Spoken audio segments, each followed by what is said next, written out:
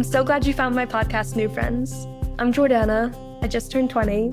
I live in Nashville. I actually moved here right after high school to chase my dream of being a singer-songwriter, which basically means that I skipped the whole college thing and dove headfirst into trying to make music and make sense of life at the same time. I started New Friends because I wanted to create the kind of space I've always needed. A place to talk about the things we're all trying to figure out. Friendship, confidence, self-worth, following your own path, and everything in between. Some episodes are solo, some are with guests. Sometimes the conversations even turn into songs. But every episode is rooted in honesty and vulnerability, and feeling a little less alone. I'm so happy you're here. Welcome to New Friends. Hey, welcome back to another episode of New Friends. I'm Jordana Bryant, and I am so excited for today's episode. Yay! Jess, thank you so much for coming on. Hi. I am so excited to have you on. I'm so excited to be here, really, truly. I feel like whenever we're writing, so if you guys don't know, Jess Cayne, she's an amazing songwriter.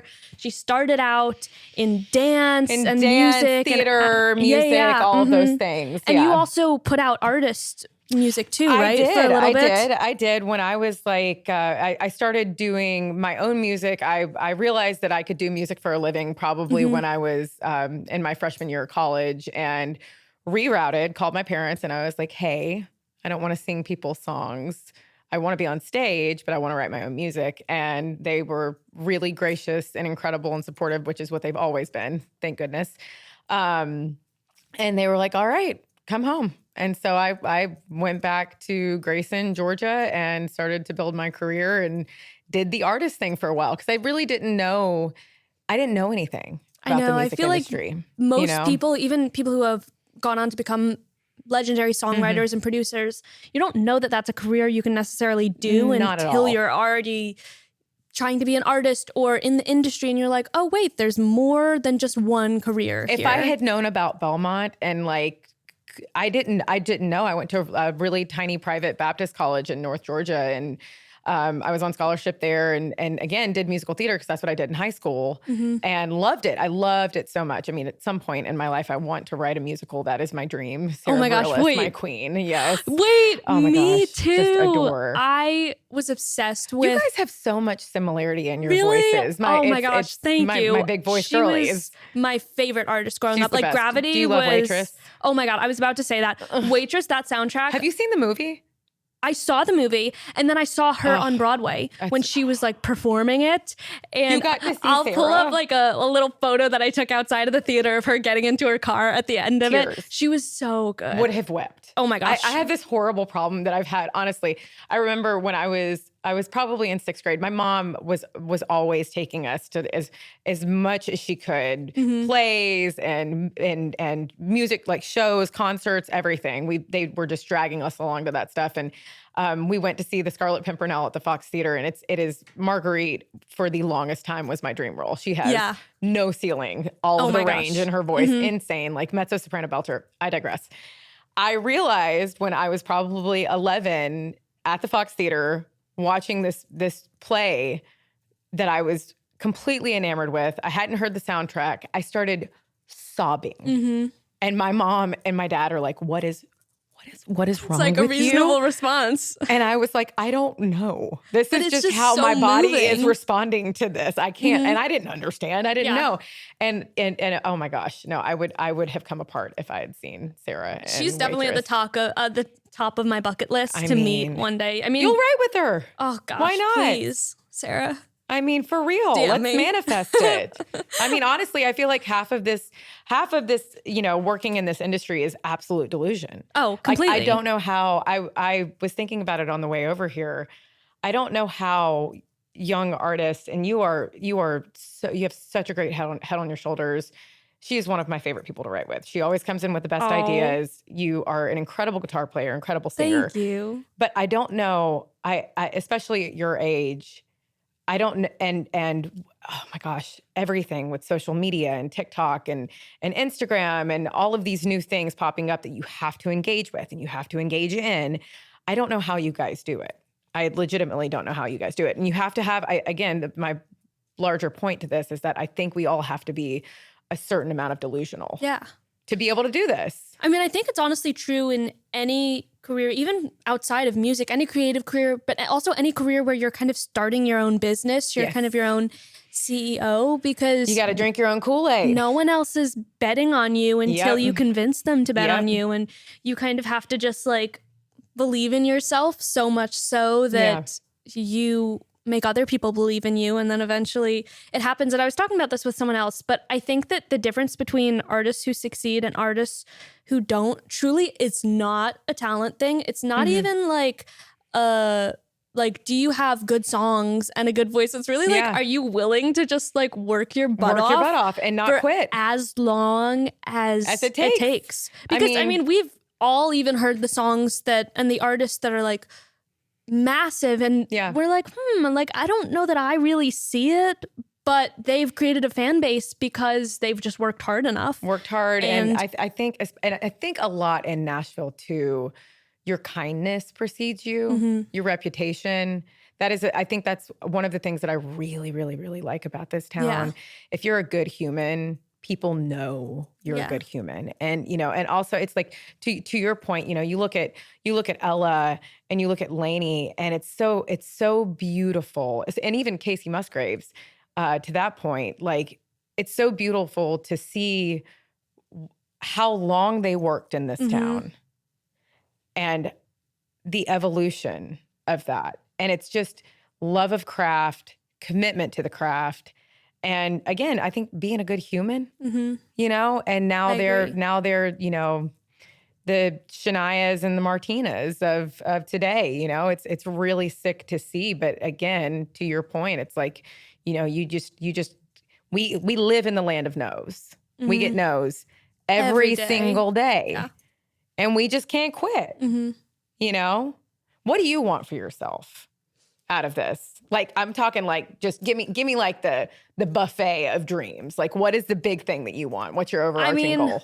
I would say my overarching goal is really making a positive impact on people and creating a community with music, because I think that those are the artists that like made the impact on me, that made me want to do music, was the people where you felt like they knew you and they were telling you that like your emotions and your experiences aren't feeling just seen. You. Yeah, exactly. Yeah. And that you have people around you, even if you don't know them personally, that get you and that get what you're going through. And I think that's so beautiful. I would say in terms of like specifics. Give me specifics. I love specifics, legitimately. I would say that getting to play like arenas, especially arenas that I grew up going to see, is so on my bucket list. Like Bridgestone is, just the coolest venue ever. The Ryman is definitely like, of course, at the top of my bucket list, because that's just like Mother Church. It's the Ryman. But yeah, Bridgestone, and also where I grew up, going to see concerts at Wells Fargo Center in Pennsylvania is definitely amazing. One of the ones on there. But do we want a Grammy? I mean, I think that would be cool, but I also feel like awards are just awards. They're not like, fan voted awards, I feel like, are really cool, because that that's the people who are listening to your music that are choosing that. I feel like there's a little more of a, science to the Grammy Awards, and it's more of a game. Yeah. But I would say that like truly at the top of my bucket list is getting to hear people sing my songs back to me. Yeah. Because that's one of the things where like I've started to play shows where people will sing along, but all the shows I've done so far are opening. So a lot of the people don't know me. But they're getting to know you. They're getting to know me, but it's grassroots. I think that's happening now because the industry is so saturated. It's like everybody can get to everybody online. Yeah. I live on TikTok. I'm not proud, but I live on TikTok, and I'm always just looking to see what people are doing, what kind of music is happening, who's about to pop off. Like it's research really. And in between cat videos and recipes, of course, but food talk. It's I find that there's it's an interesting thing that's happening. Instead of writers in town, labels coming to us and saying, this person went viral on this song. We need to make a record for them. They've never played out. They have no idea what it's like to play to one person who does not care. You know what I mean? And that's heartbreaking when it happens, but it's also one of the best trials by fire. Oh, totally. Gosh, I've played some of the worst shows in the entire world when I was probably around your age. But now I think the antithesis of that, the thing that is happening in backlash to TikTok and Instagram and all of these things, is that more people are getting out on the road. More people, I'm noticing like more people are like doing the Field of Dreams. If you build it, they will come, and like really playing dates, opening for people, you know, really getting their feet wet. And it's awesome to see. But I mean, it's all cyclical, right? Yeah, absolutely. And I think the that whole industry is. It really is. And I think that's one of the things that's interesting about a career like this is you kind of have to ride the waves of like, no matter what it is that you're doing it, whether it's the social media, whether it's your streaming, whether it's the shows that are coming in, like it all comes in waves. And you kind of have to, I feel like it's very easy to forget about the highs as soon as it's over. Yeah. Like I can be hoping for a viral video for months. Yep. And as soon as I get one, 2 days later, I'm like, okay, so where's the next one? Yeah. And you really have to rewire that to be like, okay, sit in that feeling. Be in the moment. For as long as you can until the next one comes, and like hype yourself up about the highs until you get to the next high. And it's impossible. It's next to impossible. It really is. I mean, the running joke, I think, in town is like the second you get a number one, you go, oh, yay. And then you're like, okay, when's the next one? Right? And it has to be such a hard road when you're a songwriter, too, because it's so long after you work on something that you get to actually see the results. It's crazy. My buddy Brinley Addington, I think he had written Chasing After You. Like maybe I might be wrong, Brinley, if this is wrong, please let me know. He will. But I think he'd written it like 4 or 5 years prior to Ryan Hurd and Maren Morris actually cutting it and putting it out. And then it went number one. Yeah. Which is crazy. It's like we could have there. I mean, it's not even we could, but I think that some of the best songs in this town are sitting on hard drives. Yeah. Oh, right so now. True. And we haven't even gotten to hear them yet. I know. And hopefully we will. I pray for that. I really do too. One of the things that I feel like I struggle with is comparing myself to me before and being like, was I better then? Like last year I had this many videos do this. Last year, that has to be, as a songwriter, like kind of a hard thing, because if you're getting the success of a song that you wrote 5 years ago today, like you're like, oh, I was good then. Yeah, I was good. I'm still like, good. Wait, right? I know. It's can I still do that today? It's insane. I think it's absolutely crazy. That is a really beautiful, beautiful point to bring up. It's a wild industry, and it's perfect for like all of the things that we struggle with. Oh man, and we're all just sensitive, weird little artsy kids. Like genuinely, even the most muscly cowboys of us are sensitive little artsy kids at heart. You know, so true. It's wild. And also, I mean, to your point with the comparison thing, it's like I think that knowing who you are and being unflappable in that, both as an artist and as a songwriter, that's the best thing you can do for yourself. And being in competition with yourself is the only person, in my opinion, that you ever need to be in competition with, because no one's going to be able to do what you do. What you do is so specific to you. And when you lean into that, again, you look at Lainey, you look at Ella, you look at the women, and specifically the women right now, I'm going to go on a tangent. The women in this town are making, and this is not to say anything disparaging about the men, the women in this town are making some of the most interesting music to come out in this genre. And forever. It is fearless. It is brave. It is really cool. Carter Faith, Lauren Hungate, Lauren's a writer. Carter's incredible. I mean, there's just a litany of women that are just killing it. And, the thing that I've noticed about all of them is that they just lean into who they are. Oh, absolutely. They lean into it. They don't let anybody in the offices or anybody on Music Row tell them that what they're doing is wrong. I think also one of the things that's interesting to me is kind of how it's changed to be a woman in the industry. Yeah. And I feel like you've had many more years than I have of like Many being more years. Many, like 20 more years. Not that many. I just mean I've been here for 3 years. We could be like Gilmore Girls. I could be like a young mom, you know, a cool mom. Oh my gosh, absolutely. You're the coolest mom. Also, I'm so obsessed with the fact that you brought up Gilmore Girls because that's my favorite. It's my comfort show. Wait, what's your favorite character? It would probably it's a toss up between Suki and Lorelai. Mm-hmm. Rory, in my old age, I find problematic. Me too. She's so problematic. She's so whiny. She's so whiny. And she's so spoiled. And here's what doesn't make sense to me. Like, Lorelai's a great mom. Mm-hmm. So how did Rory turn out to be this way? Because she got constantly told that everything that she was doing was right. Yeah. You know, there was, I've watched that I've show watched it so many times. So many 4 times all the way through. My running joke with myself is that, because I always find that I watch it when I'm like getting a little bit depressed. Yeah. And I can't tell if it's like Pavlovian at this point where I like start watching it and it makes me depressed, or if I am depressed and then I start watching it. It's very, very odd. But I do love Gilmore Girls so much.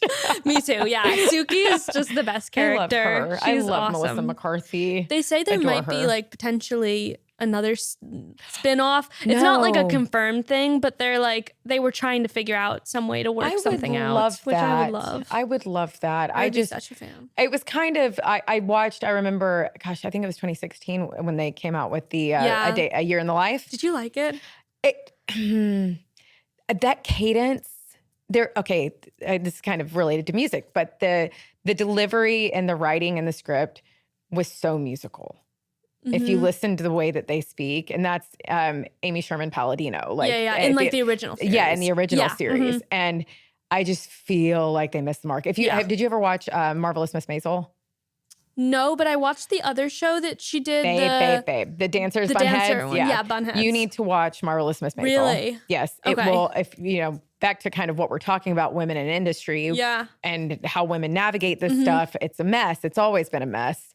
The Marvelous Miss Maisel will put a fire in your belly. Oh my gosh, I love that. Okay, I have to watch that. It is, and it's got the punchy dialogue. Yeah. It's, again, it's girl power. It's just Amy Sherman all over the place. Oh, she's the best. She's just phenomenal. A genius. So good. So good. But yeah.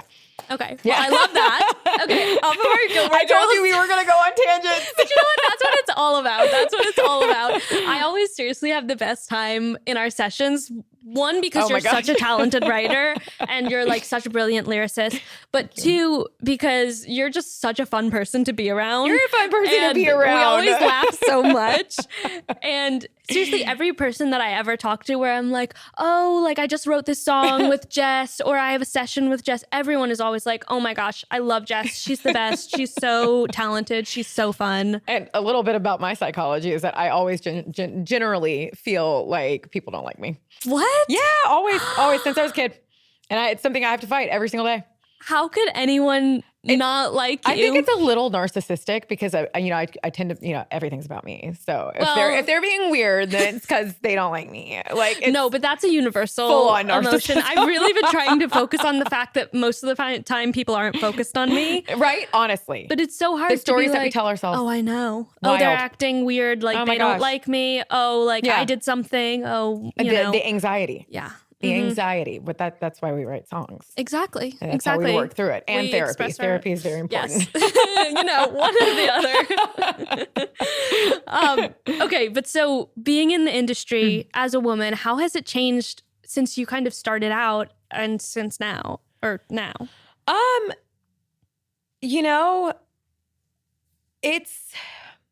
There are a lot of points in this, I think, that I think that your generation is doing a lot of heavy lifting, genuinely. Gen Z and younger.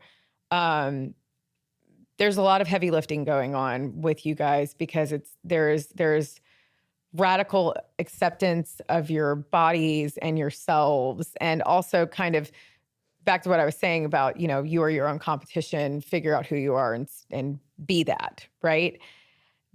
That radical acceptance, I think, is allowing younger artists to do what you're doing, which is have a really good head on your shoulders and a really, really strong sense of self. So I think that that's incredible on both sides of the fence, both men and women. But, you know, I think it's,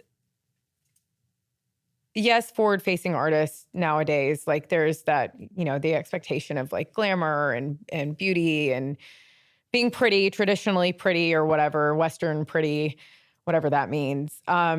But I think when I was coming up, you know, it was the Wild West, the commentary on women's bodies. Yeah. Just in the tabloids, like it did not matter. If they thought someone was fat, they were going to put it on the front page, you know?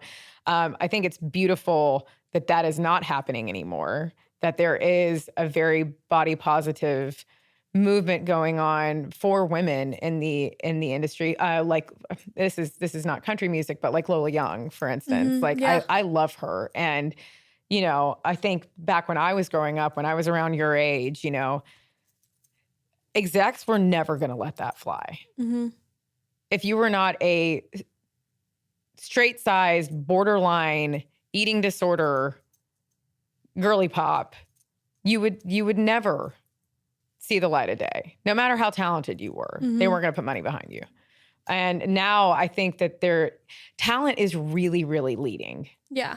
Right now. And it's kind of like you don't have to wait for someone necessarily to bet on you. No, like because you can do it yourself. You go out there and you prove that you're going to be successful. And then people bet on you. They really, you know, see the success and they're like, okay, I'll be a part of that. Yeah. And it's accessibility to studios. And again, you know, I wish how beautiful it would be to, you know, to come up in a time where, you know, Pro Tools, GarageBand, Ableton, you know, Fruity Loops, all of that stuff is just, those are the video games that kids are playing now.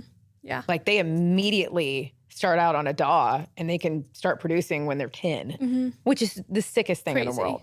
But back to women. I don't know. I think it would be folly to say that there is an equal playing field. I do not think that. I think everybody in town saw that I think it was like 8% of the country music charts are women. Yeah. And I think it was radio. Yeah, radio, Billboard. Yeah. And that is absolutely insane to me. Yeah.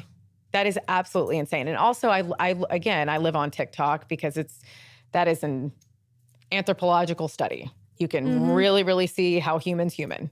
And you know, I follow Lainey and I follow Ella and I follow all these girls and that I love, that I'm proud of for making country music and fighting their way onto radio. But in the comment sections, you see, you know, under Ella's videos, look out, Lainey, here comes Ella. And it's like, why is there not space? There are 4 guys on the charts right now that look the exact same, that kind of sound the exact same. And we can't have Lainey Wilson and Ella Langley existing. And, you know, where are the rest of the girls? Haley Witters, you know, again, Carter Faith. Like, I'm, you know, having a brain fart right now. But, like, there are so many women putting out so many great songs. What's her name? Gabrielle Rose. Yeah. Gabrielle Rose. Like, Necklace.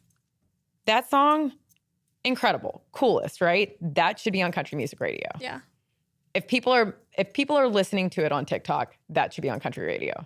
And why, you know, again, here's the other thing too. When I came up, it was Jody Messina, Martina McBride, Shania Twain.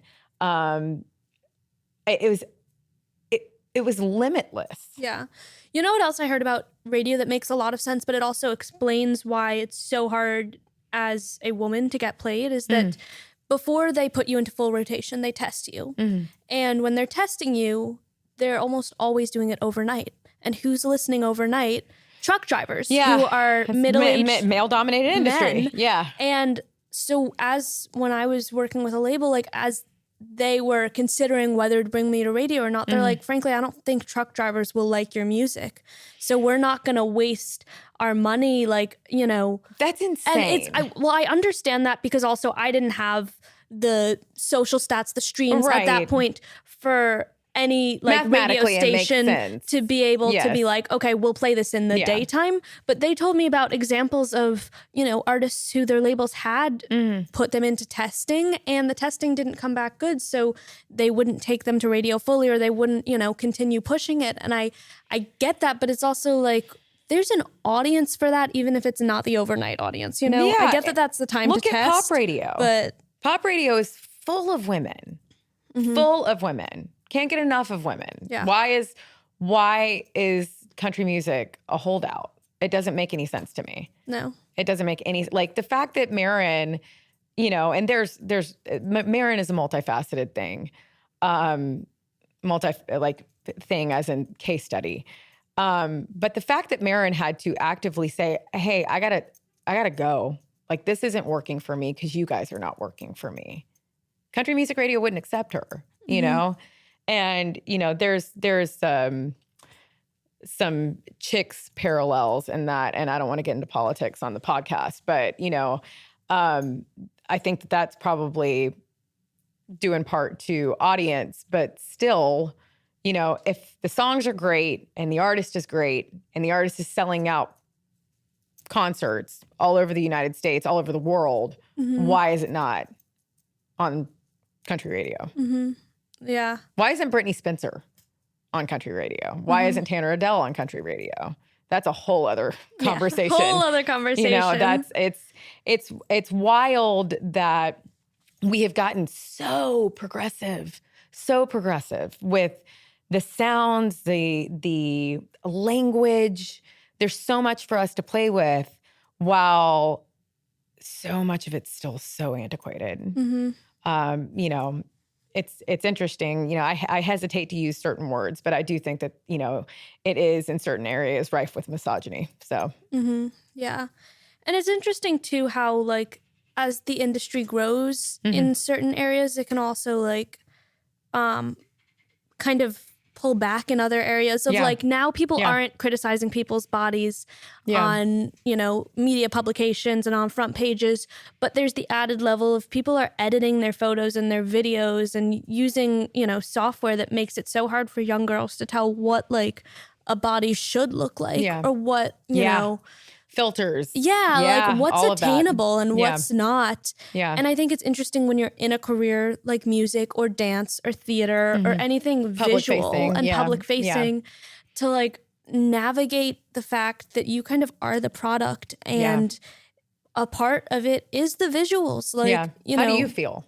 I mean, I think it's something that I struggled with for a while because it was so easy to feel like, oh, like that video didn't do well. Like, it's because I didn't look good. It's because I looked like fat in that. It's because, you know, and people can say mean things on the internet. Like when they pick at things that you're insecure about, like, oh, like, you know, you would be pretty if you were 10 pounds lighter. They or would like, never come to your house and say it to your face. Never say it to your face. But when they like pick at an online, insecurity, it hurts so much more. How do you deal with that when they do that?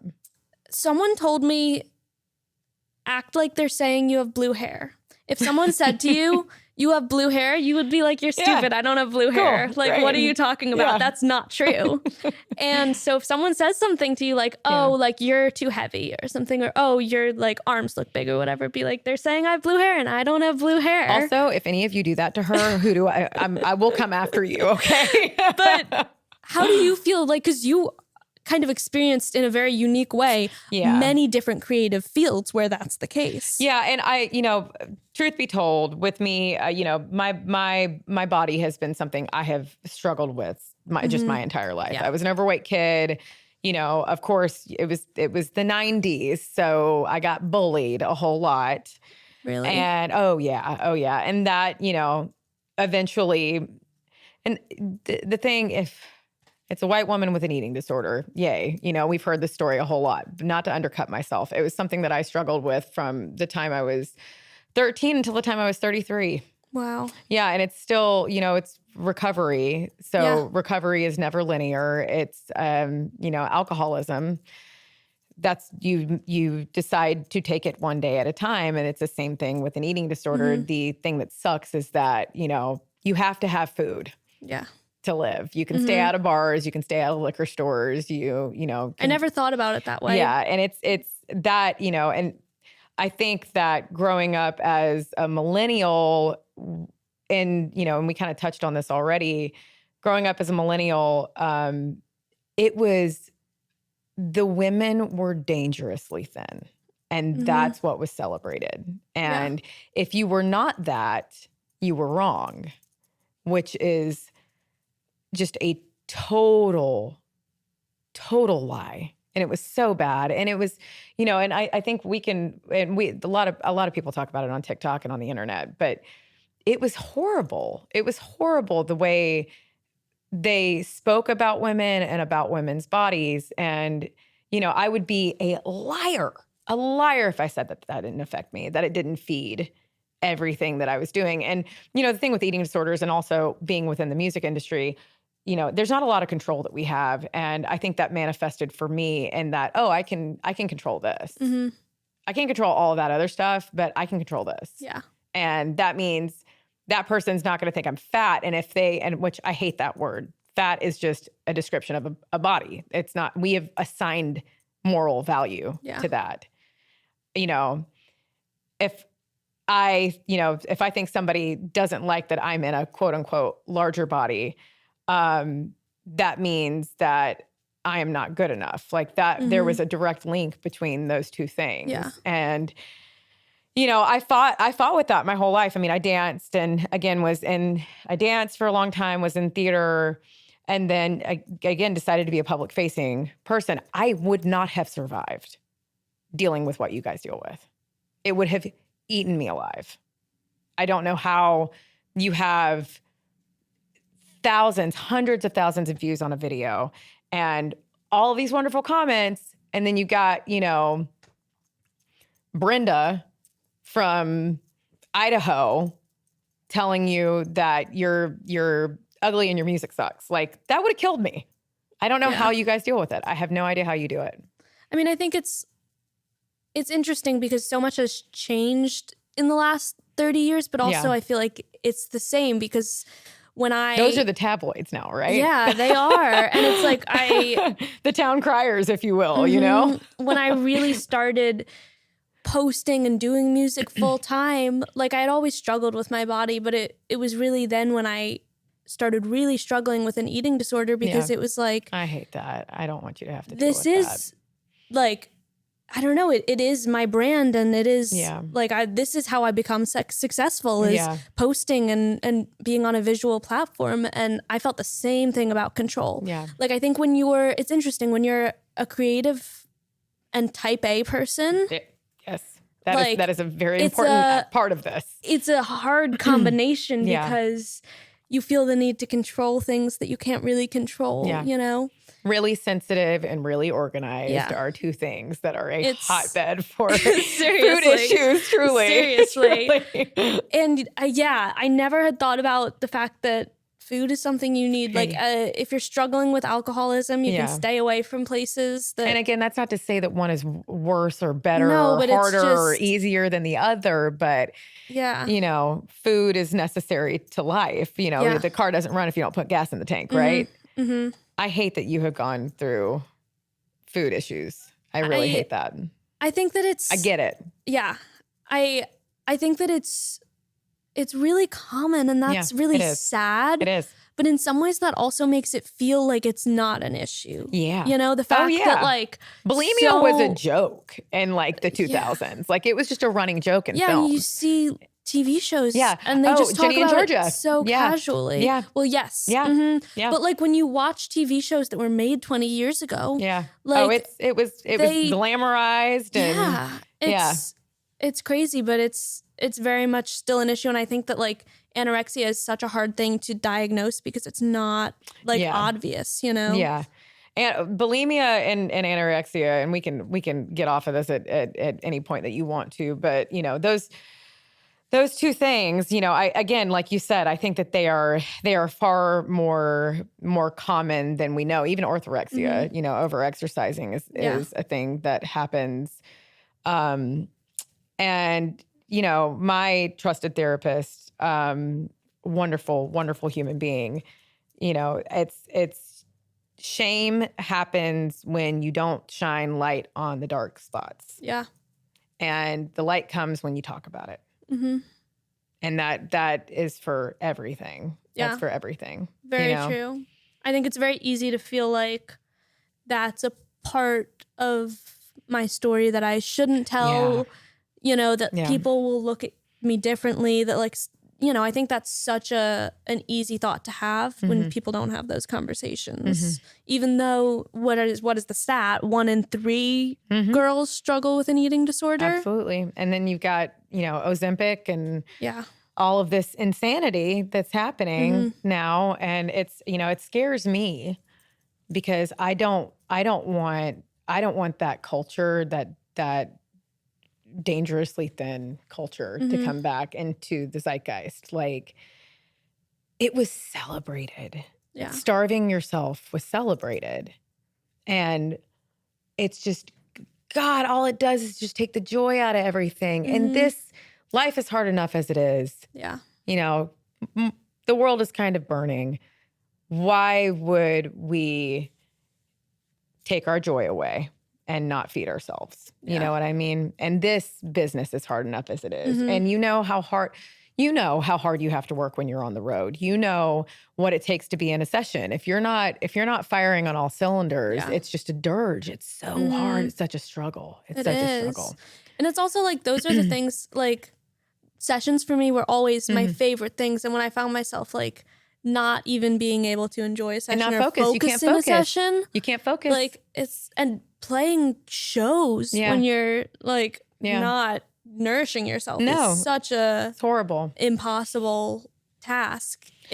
And I wonder, and I'm sure, and I know I had to go in treatment for my eating disorder the first time when I was 23, and I had men in my group, and I know that men deal with this. I know that men deal with this, but I don't think that it is ubiquitous as it is on the female side. And I wonder how many men in this industry specifically are having this conversation about not feeling like they are enough, not feeling like they're not going to get signed, not feeling like they're not going to get a publishing deal, not feeling like they're not going to get a number one because a number on a scale doesn't look right to them. Yeah.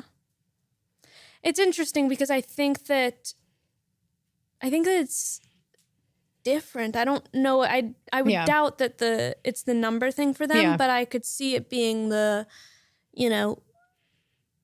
need to look manly and big and muscular. To be a Warren Ziders or a Riley Green. I think that's but then you got Luke Combs. Issue. Yeah, I mean, absolutely. And he's a snuggly bear. Like he's a total babe. But you know what I also was thinking about on TV? I think this is really interesting. I think we've gotten a lot more body positive in terms of, like, you see ads with women of all body types. But do we see that with men on TV?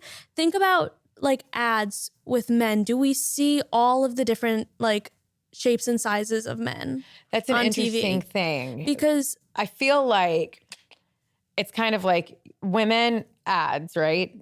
But also capitalism. So it's like we are consumers, right? So ads, they're selling something, right? Yeah. And females, we buy the CDs, we buy the stuff, right? I buy the stuff. I love buying stuff. Me too. But men, I feel like you see the body types, a vast array of body types in movies, where women, it's kind of like the reverse. Yeah, it's the reverse. So you might not see it a lot in ads. I think that you've seen more male body types of late, not as much as you do with women. Yeah. But it's also been, more of a movement. Because it hasn't had to be a movement on the male side. That's very true. That's very true. It was a vast jump from what it used to be in terms of women's bodies that were shown on movies and on the camera. It's an interesting point. I mean, I think it's like there's a lot of progress that's been made, but there's also like anything else, there's a lot that can be done still. Yeah. What if you were like looking back and talking to yourself when you were growing up and you were aspiring to be in a creative field and you were looking at what's in the media, what advice would you give yourself? Be yourself. I struggled with that. I struggle with it still, but be yourself and don't be afraid of that. I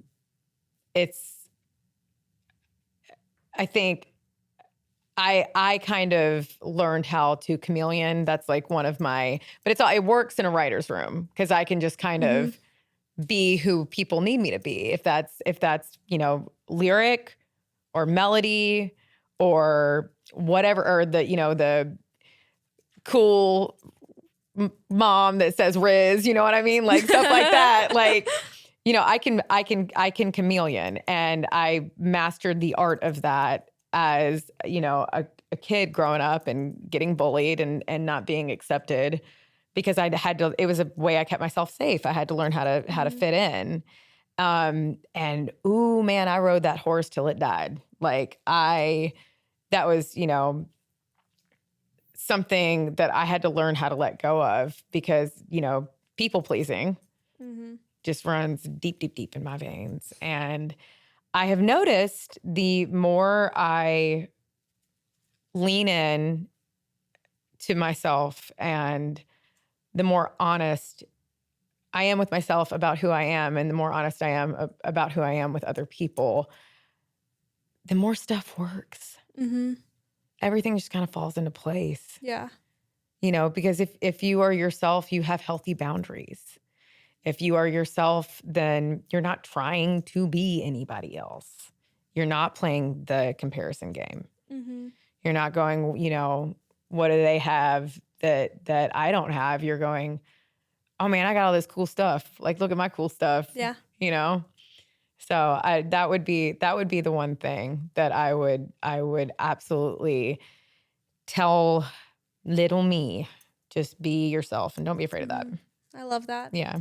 I don't know if you've ever read Jamie Kern Lima's book. No. But it's great. She has, I think, 2 out now. But okay. But there's a line in there that says, authenticity doesn't guarantee success, but inauthenticity, I know it's the worst word to say ever. Okay. Authenticity doesn't guarantee success, but inauthenticity guarantees failure. Yes. And I think that's really interesting. Absolutely. I mean, if I kind of, this town showed me that. Like when I moved up here in 2011, I got a job. I was working on websites for a publishing company, making nothing, and got in a corporate band to have some more supplemental income. And I just messed around for 5 years. I messed around for 5 years, and I just I wrote as many songs as I could. I didn't tell anyone no. I, pounded the pavement. I played the shows, played the rounds, did all of that stuff. And then 5 years in, I signed my first publishing deal, and learned a whole lot. It was horrible. Everybody's first deal is always the worst, though, I think. Yeah, I mean, this town, this town is boot camp. This town is the master class on how to do this. And also it'll show you what you do. Yeah. If you are open to that happening. I knew, I was like, I didn't know if I wanted to be an artist. I didn't know if I wanted to be a songwriter. I didn't know if I wanted to keep programming websites for the rest of my life and try to make more money at that, but yeah, I mean, this town and the just be yourselfness, and being authentic, you can smell it. Yeah. Because people that are not that way smell desperate, and desperation is stinky. Yeah, very true. I don't know how much you believe in the, energy waves and frequencies, yes, but I'm a big believer in that. And there was a study that talked about what has the strongest vibrational frequency. And it wasn't love, it wasn't money, it wasn't any of those things. It was actually authenticity that has the strongest frequency. And I mean, you can tell when you watch a video on TikTok. Oh my gosh, absolutely. And that's one of the hardest things when I'm filming 100 videos is Yeah. like, how do I really, and I'm filming something again and again because it works. Yeah. And like, how do I find keep this honest. authenticity? But Yeah. that's what actors have to do. Yeah, Like, honestly, yeah. you know, Yeah. being on Method. Broadway Yeah. or, you know, like how do you Yeah. say the same lines Yeah. 100 times And believe it every time. Believe it. Yeah. It's so crazy to think about. There was this one creator. I keep talking about TikTok. obviously we're obsessed. There was this one creator on TikTok that was like, and it finally kind of made it all click to me. The whole idea of like, you know, if it's in your drafts, just go ahead and post it. And it's because if it's in your drafts and you just did this video off the cuff, it's probably going to be really honest and probably a little bit funny or a little bit sad or whatever it is, but it's going to feel, you know, straight down the pipe, like really authentic. That is very true. You know? Some of my drafts really should not see the No, light of day. you should do it. Most of them are just bad takes of me trying to like. I actually passed. I posted the better take, and these were like the voice cracks, the off tune. I posted on TikTok the other day. I was talking about, you know, all I want to do is like get up the courage and start playing and posting songs that I haven't released or that haven't come out with other artists because I want artists to hear them. There's just one song in particular that I love and my team loves. And we're like in the process of demoing it up so we can pitch it the way in which I hear it. And I want to play it and put it on TikTok, but I am not brave enough. Oh my I gosh, don't know how Jess. you guys do it. I legitimately have recorded and trashed it 400 times. Oh my gosh. If I've done it once. Like it's been a saga. And I just like want to do it. I want to do it. I want to be like cool kids. What is the thing that you're afraid of if you posted it? That people will be like, what? Who does she think she is? Who people? Like people you know or people you don't know? People I know. Okay. Yeah. I heard I'm big into the cringe. It's the cringe. Yes, fair. It's the I'm cringe. big into like reading and quotes and stuff like that. So I'm going to say probably someone said 100 times in this episode, but I read this quote that said, if you are doing things based on what the people in your life will think, you are letting those people control your life. Amen. And think about the certain like people, like there's probably 5 people that you think of that like, oh, what if that person saw it and thought, be like, do you really want them to control your life? No, I don't. And when I thought about that, I was like, oh my God. And I am cringy and I love being cringy. Cringy is cool. So why am I Hashtag concerned? cringy is Cringy. cool. Bring cringy back. We're bringing Bring cringy back. Bring the cringe. Bring the cringe. Bring on the cringe. Lord, but I want to do it. And I've like made a pact with myself that I'm going to be gentle and then I'm just going to do it. I'm just going to do it. But I don't have the cool lights, the ring lights and stuff. And Come over to my apartment. and then we'll film it there. my cats scream in the background whenever Come over, I play. I'll help you film it. I'll cheer you on. I'll bring the ring light. Seriously though. There's so much that goes into it. I have so much admiration, especially for musical content creators, because the production quality on some of that stuff, the stuff that you guys do, like I don't know how you do it. I don't know how you guys have the brain space to be an artist, go play shows, write your songs. Like I just nothing but love and admiration. Oh, well, I mean, Truly. I find the same for songwriters to be able to play that long of a game and Oh my gosh. not lose the faith and not. And I think about there was this interview with Jay-Z. I think it was in Vibe magazine back in like the early 2000s. And the interviewer was like, what did you do differently? And Jay-Z said, I just didn't quit. Mm-hmm. And I think about that every single day. Yeah. Every day. And also like, I don't want to do anything else. I can do other things. I don't want to do other things. This is what, I don't know who you subscribe to, but like, this is what God put me here to do. Yeah. And I will let nothing get in the way of that. Absolutely. 100%. Yeah. I love that. I think that's so important, whatever you're doing, to have that perspective. Little blind faith will get you a lot of places, right? Very true. Very true. Well, thank you so much for being on the podcast. Oh my gosh, I love you. Are we today. done? I mean, we went for 50 minutes. We could keep going. I'm so good. I had the best time. I had such a good time. What a fun conversation. Yay. You have to come back at some I point. would love to. We'll I do would a love part that. 2. Yay. Okay. Yay. And everyone tell Jess in the comments that she needs to post that Oh my song. gosh. What is it called? Tell us the name. It's called Woulda Bought a Pony. Woulda Bought a Pony? Mm-hmm. I love that. Everyone comment. So good. Oh my gosh. I can't wait to hear it. I'm going to be looking on TikTok furiously. Okay, you can harass me gently. Perfect. Lovingly. So like twice a day, maybe? Yeah, not like Brenda from Idaho. Don't say anything mean. I don't know love. a Brenda in Idaho. Brenda, be quiet. Only Brenda, love. be quiet. Thank you so much for being on. Thanks, and babe. thank y'all so much for watching this. It would mean so much if you'd subscribe and leave a good review. I hope to see you in the next episode. Bye. Bye.